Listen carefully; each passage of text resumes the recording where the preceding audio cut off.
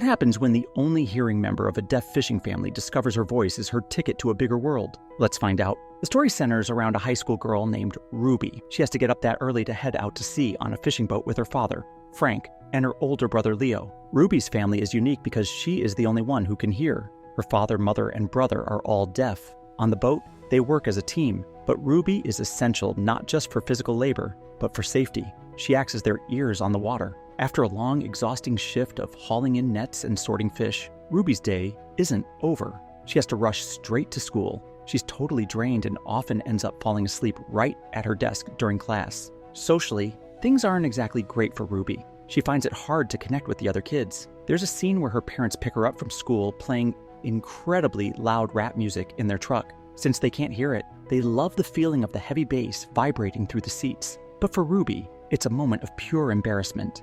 Ruby is the family's bridge to the outside world. When her parents have weird medical issues, like a rash, Ruby has to go to the doctor with them and translate really awkward, private details. Also, because her family can't hear, their house is never actually quiet. They make a lot of noise without realizing it. Despite all this, it's clear Ruby loves them deeply.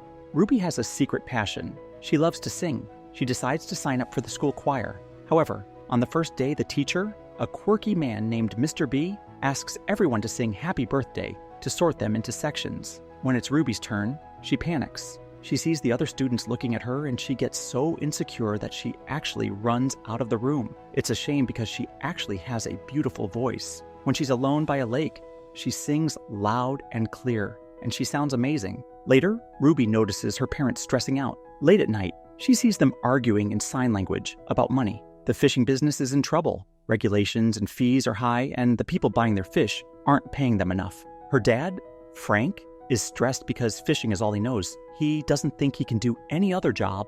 Eventually, Ruby works up the courage to go back to Mr. B. She explains she ran away because she was afraid of being made fun of. Mr. B is understanding. He knows about her background and encourages her. She rejoins the class and quickly proves she's talented. She even catches the eye of Miles, a guy she's had a crush on for a while. Seeing the potential, Mr. B pairs Ruby and Miles up to sing a duet for the upcoming fall concert. The family drama continues when Ruby goes with her dad and brother to sell their catch. The local buyers are trying to rip them off, offering a terrible price. Because Ruby is there to translate and argue for them, she manages to save the deal. Her brother Leo, however, gets annoyed. He hates feeling helpless and doesn't like that they rely on his little sister to survive. He and Ruby both try to tell their dad that they should start their own business and sell the fish directly to the public, but Frank is too scared to take the risk. Meanwhile, Mr. B starts giving Ruby and Miles extra practice time. He realizes they aren't rehearsing together and gets frustrated, telling them they need to harmonize better. After a session,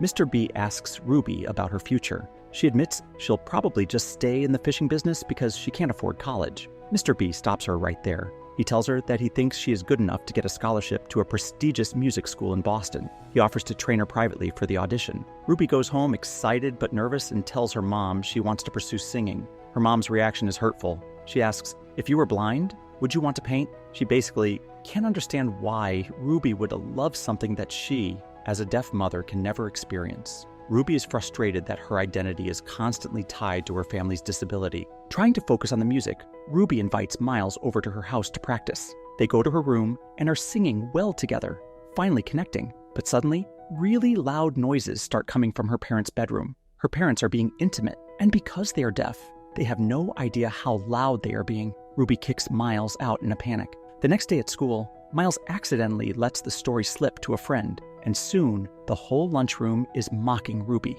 She is furious and humiliated. Miles tries to apologize, saying he didn't mean for it to spread, but Ruby is deeply hurt.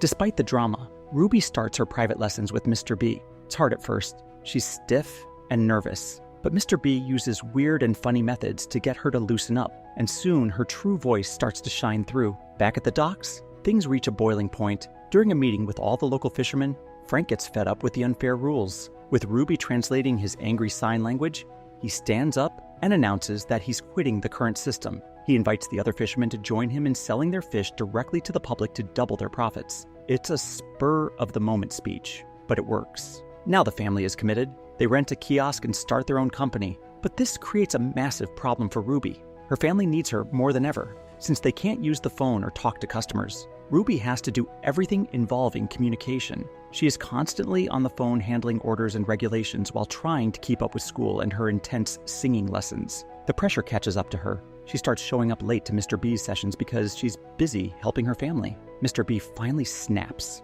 He feels she isn't taking the music seriously and is wasting his time. Ruby apologized to Mr. B and promised not to be late again, but one afternoon, her mother begged her not to go anywhere. Their family was going to be interviewed on TV because of the breakthrough they made to help local fishermen. At first, Ruby was frustrated. She had her own activities and choir practice, but her mother insisted, saying only Ruby could translate for them during the interview. Reluctantly, Ruby stayed to help her family. By the time she arrived at Mr. B's house, she was very late, and he refused to open the door. At school, Ruby tried to apologize, but Mr. B told her she wasn't ready. He said that without discipline, she wouldn't be able to handle life or compete on campus later. At home, Ruby tried to explain to her parents that she wanted to study at a well-known music college. She told them her teacher wanted to help her get a scholarship. Her parents, however, said it wasn't the right time. They saw Ruby as the most important part of the family business. Ruby argued that she was tired of being the family's interpreter and couldn't do it forever. She loved singing, and this opportunity could change her life. Upset, Ruby decided not to go fishing the next day, leaving only Frank and Leo to work. Unfortunately, a government observer came to check their ship that day. Without Ruby, they couldn't answer questions. Frank and Leo tried to explain by writing that they were deaf, but the observer called the Coast Guard. The Coast Guard tried contacting them via radio, but they couldn't hear. As a result, their ship was stopped, and Frank's sailing license was suspended.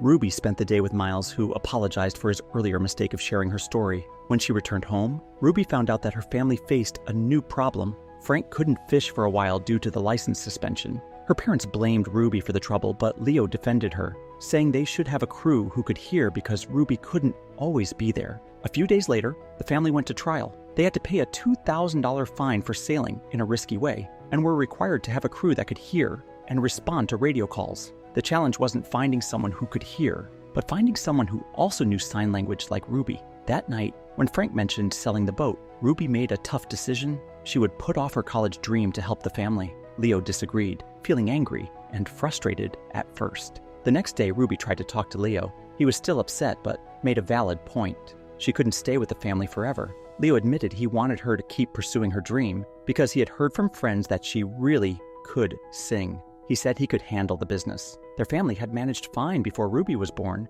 He just didn't want to seem weak because of his own limitations. Soon, the high school choir's annual fall concert arrived. Ruby's family came to watch. Even though they couldn't hear, they could only see her perform and follow the reactions of others in the audience. They clapped when others clapped and commented on how beautiful Ruby looked on stage. When Ruby and Miles sang their duet, Frank couldn't hear her voice directly, but he could see the audience's expressions. Amazed, impressed, and even moved to tears. It was then that Frank and Jackie realized just how talented Ruby really was. After the concert, Mr. B introduced himself to Ruby's parents, explaining that Ruby had an exceptional voice and encouraging them to let her go to college. Ruby translated part of the conversation for them, and although her parents couldn't fully understand, they began to see her potential. Later, Frank asked Ruby to sing for him at home. He held her neck to feel the vibrations of her voice. Listening this way, Frank was deeply moved by her singing. The next morning, Frank surprised everyone by deciding that they would support Ruby's college audition.